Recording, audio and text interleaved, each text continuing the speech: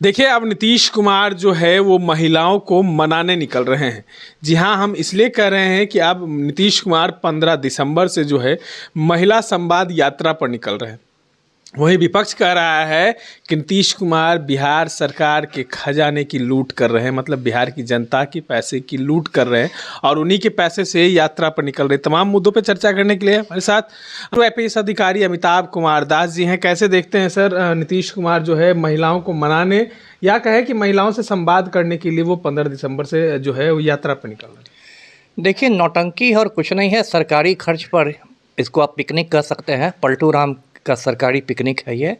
और जब से पलटू राम CM बने हैं, मुझे लगता है अब तक दर्जनों यात्रा कर चुके होंगे। कभी धन्यवाद यात्रा, कभी समाधान यात्रा, कभी न्याय यात्रा, मतलब बहुत सारी यात्राएं हो चुकी हैं उनकी। अब एक ही यात्रा बच गई है, जेल यात्रा, वो भी जल्दी हो ही जाएगी। जेल यात्रा? जेल यात्रा जी, क्योंकि जिस तरह से बड़ा बड़ा बिहार में घोटाले हुए हैं, सृजन घोटाला जैसा घोटाला जो बिहार के इतिहास का सबसे बड़ा घोटाला है, बहुत सारे घोटाले बिहार में हुए हैं, संजीव हंस वाला मामला है, बहुत सारे मामले हैं। तो अब एक यात्रा बच रही है नीतीश की, जेल यात्रा, वो भी हो ही जाएगी। तो देखिए, ये जो महिला संवाद यात्रा है 15 दिसंबर से शुरू हो रहा है, जैसा आपने कहा, तो सरकारी पिकनिक है। और विपक्ष का कहना ठीक है, इसमें कई 100 करोड़ का इसका बजट बना है। और ऐसा कोई भी जब सरकारी कार्यक्रम होता है तो उसमें मतलब लूट खसोट के सिवाय कुछ नहीं होता है। मान लीजिए ये 150 करोड़ का ये बजट है, तो पूरी यात्रा पता चले कि 10 करोड़ में संपन्न हो गई और बाकी जितने करोड़ की राशि निकली सरकारी खजाने से सबका बंदर बांट हो गया, जिसे मंत्री से लेकर संतरी तक का हिस्सा बनता है। तो यदि सारी यात्राओं का अब तक खर्च को ठीक से देख लिया जाए तो हो सकता है कि यात्रा घोटाला ही पता चल जाए। माले के विधायक कह रहे हैं कि नीतीश कुमार की ये अंतिम यात्रा है और महिला जो है उनकी अंतिम विदाई कर देंगे। नहीं है ही। देखिए, नीतीश कुमार को लगता है कि महिलाएं मेरा बहुत बड़ा वोट बैंक है। अक्सर वो कहते हैं कि देखिए, मैंने शराब बंदी कर दी, नशा बंदी कर दी, उससे महिलाओं का सशक्तिकरण हुआ और घरेलू हिंसा में कमी आई और ये वो, मतलब अपने मुंह में मिट्ठू बनते हैं। ऐसा लगता है कि राजा राम मोहन राय के बाद नीतीश कुमार ही पैदा हुए हैं समाज सुधारक, जबकि ये बात गलत है। देखिए, मैं दर्शकों को याद दिला दूँ कि पलटू राम के ही कार्यकाल में मुजफ्फरपुर बालिका गृह कांड हुआ है ना, जिसमें 34 बच्चियों के साथ रेप का मामला आया।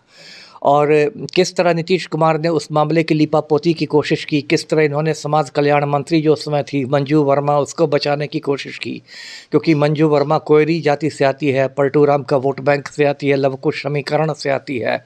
ये सब बातें पूरे देश ने देखा है। तो अब देखिए, बिहार में जो एक राज्य महिला आयोग है वो भी आप देखिएगा कि बिल्कुल निष्क्रिय है। बड़ी बड़ी घटनाएं हो जाती है। अभी पटना शेल्टर होम में 3 बच्चियों की मौत हो गई जहरीली खिचड़ी खाने से। अभी हाल की बात है, 1 महीना पहले की बात। कोई महिला आयोग का कुछ नहीं हुआ। बड़ा बड़ा कांड हो जाता है। अभी फुलवारी में एक रेप और मर्डर हो गया। मतलब महिला आयोग लगता है सिर्फ कागज़ों पर है। और देखिए, अब पब्लिक है, जनता है, अब पलटू राम उसको मूर्ख बनाना चाहते हैं, क्योंकि 11 महीने बाद बिहार में आम चुनाव है।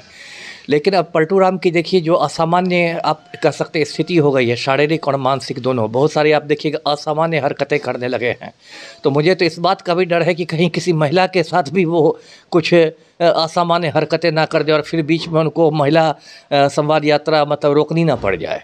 इस बात का भी अंदेशा लग रहा है। जिस तरह के वो अभी याद होगा दर्शकों को, कुछ महीने पहले उन्होंने विधानसभा में एक परिवार नियोजन को लेकर एक बहुत अश्लील भाषण दिया था और उस पर इतना हंगामा हुआ देश भर में कि बाद में उनको उस पर माफ़ी मांगनी पड़ी। नहीं तो बीजेपी के नेता कहते हैं कि महिला जो है वो नीतीश कुमार को ही अपना नेता मानती है। अब भाजपा वाले तो देखिए चोर चोर मौसेरे भाई की हालत है ना। भाजपा वाले तो खुद उनकी सरकार में शामिल है ना। तो और केंद्र में भी जो मोदी की सरकार नीतीश के समर्थन से टिकी हुई है, तो दिल्ली में भी वो मौसेरे भाई हैं, पटना में भी मौसेरे भाई हैं। तो वो क्या करेंगे? नीतीश कुमार की जो सरकार है वो माफिया के समर्थन से चल रही है। दर्शकों को पता है कि पलटू राम जो है वो माफिया डॉन अनंत सिंह के आज्ञाकारी चपरासी बन गए हैं और यही लोग माफिया लोग चुनावी फंडिंग करते हैं। पिछले साल पलटू राम ने आनंद मोहन जैसे खूनी को जेल से निकाल दिया। इस साल अनंत सिंह के चरणों में लौट रहे हैं। तो पूरा देश जानता है कि जो पलटू राम की सरकार है वो माफिया के दमखम पर चल रही है। इसलिए मैं इसे सुशासन माफिया कहता हूं और मुझे नहीं लगता कि महिला संवाद यात्रा से इन्हें कोई फ़ायदा मिलने वाला है। चलिए, तो आपने सुना कि पूर्व IPS अधिकारी अमिताभ कुमार दास ने कहा है कि महिला संवाद यात्रा से नीतीश कुमार को कोई फ़ायदा नहीं मिलने वाला है। इस तरह के तमाम अपडेट्स के लिए बड़े रहे इनसाइडर लाइव के साथ। धन्यवाद।